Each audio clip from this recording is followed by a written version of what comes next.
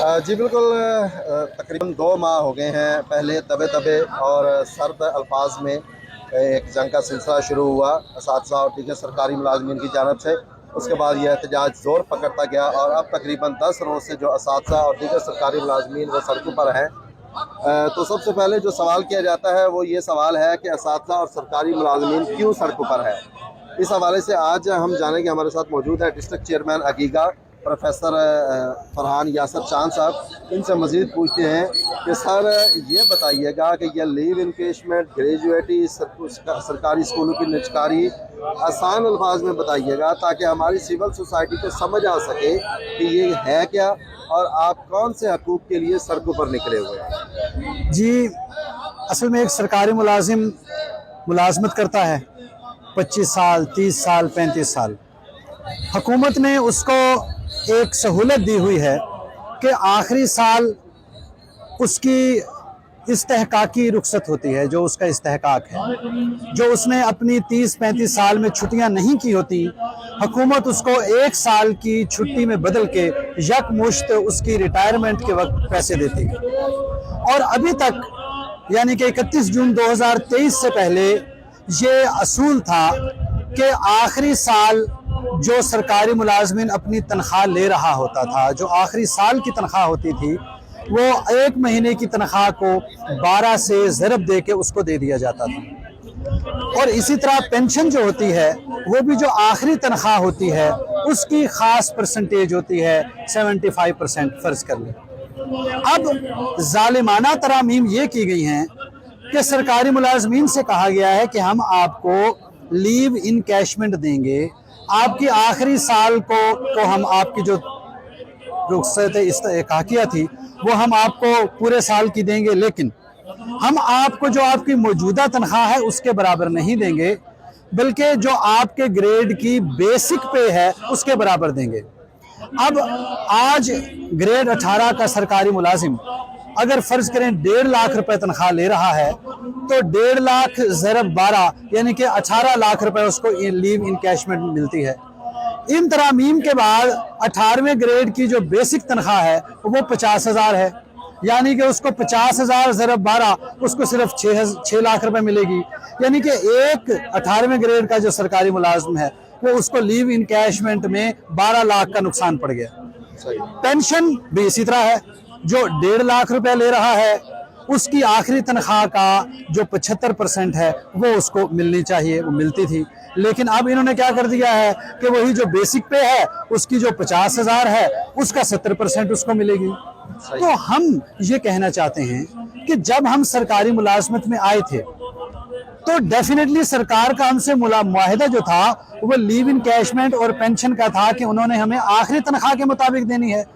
अब अचानक एक कलम की जो है जुम्बश से वो इतने बड़े मुआहिदे से जो उन्होंने लाखों सरकारी मुलाजमीन से किया है कैसे रूगर्दानी की जा रही है। ये असल में हुकूमत अपने आप को IMF से गिरवी रख चुकी है। अच्छा सर, ये बताइएगा कि इसमें एक चीज़ फिर और आती है कि लीव इनकेशमेंट उन्होंने ख़त्म तो नहीं की।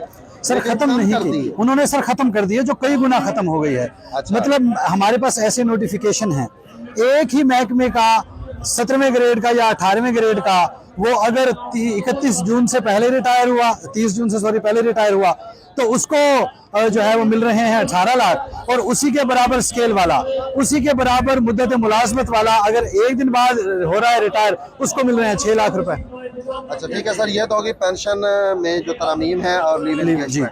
अब स्कूलों की निजकारी की तरफ आते हैं, उस हवाले से क्या? सर देखें, ये असल में IMF जो अपने कर्जे देती है उसका मुतालबा ये होता है कि हुकूमत अपने अखराजात कम करे।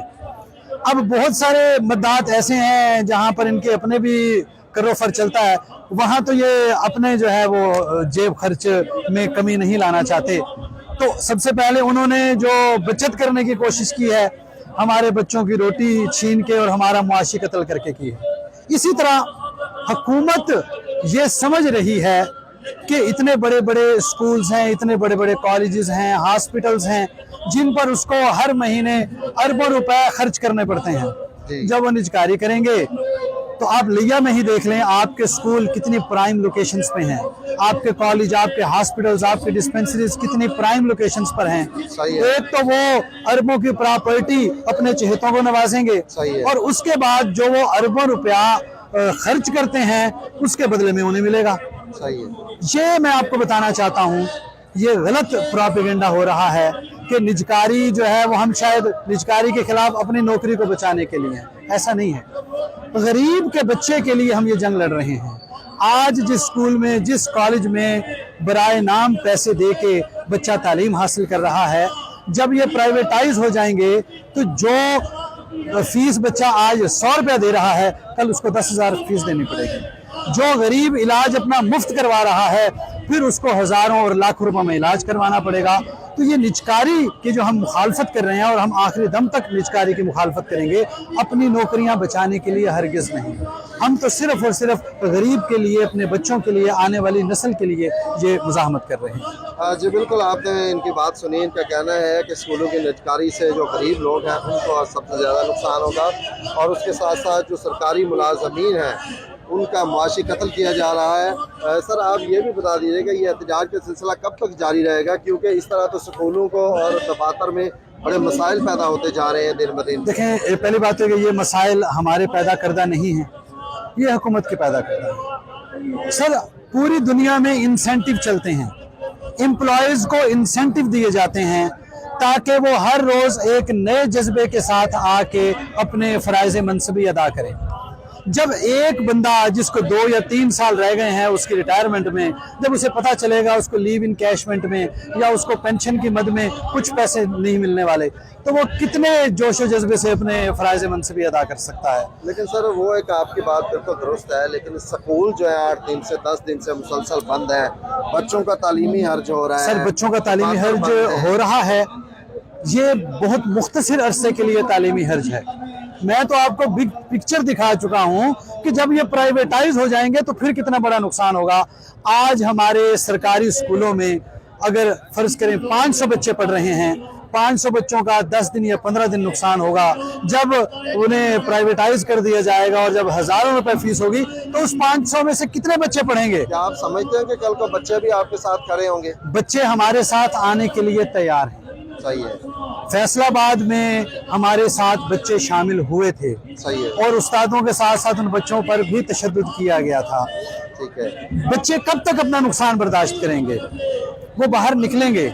हमसे सिविल सोसाइटी सवाल कर रही है, हम सिविल सोसाइटी को ये बता रहे हैं कि ये हम आपकी जंग लड़ रहे हैं। खुदारा आप हमारा कि बच्चे प्राइवेट स्कूलों का रुख करना शुरू कर देंगे? सर, करेंगे, क्यों नहीं करेंगे, लेकिन बात तो यही है, कितने बच्चे प्राइवेट स्कूलों में जाएंगे? सर, आज आप खुद देख लें, आप अक़वाम मुत्तहिदा की रिपोर्ट्स देखें, कितने बच्चे सिर्फ गुर्बत की वजह से पढ़ नहीं सक रहे, कितने लोग सिर्फ गुर्बत की वजह से अननेसेसरी डेथ, गैर ज़रूरी मौत का शिकार हो रहे हैं। तो जब हुकूमत को ऑलरेडी आप खुद देख लें कि क्या हुकूमत कर रही है, वो तो अपने ही रियासत जो माँ जैसी है, वो तो अपने ही बच्चों के मुंह से नवाले छीन रही है। हमारा एहतजाज पुरअमन है, आपके सामने है। सही है। यहाँ हम कोई इश्तिहाल नहीं दिला रहे कोई किसी को। आपके खिलाफ मुकदमा दर्ज किया गया? नहीं, मुकदमा हमारे खिलाफ तो दर्ज नहीं है। तोसा में हमारे कल जो है वो पुरअमन और नहत्ते जो हमारे सरकारी मुलाजमीन हैं उनके खिलाफ जो है वो FIR काटी गई है, मैं उसकी भी मजम्मत करता हूँ।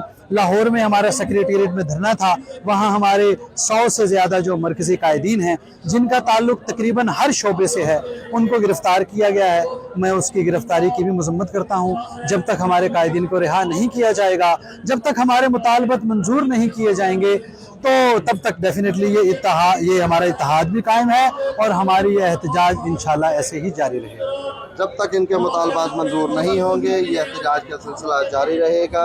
ये कहना था डिस्ट्रिक्ट चेयरमैन आगे का प्रोफेसर यासर बलराम चांद का। मज़ीद भी हम अपडेट करते रहेंगे इस धरने के हवाले से।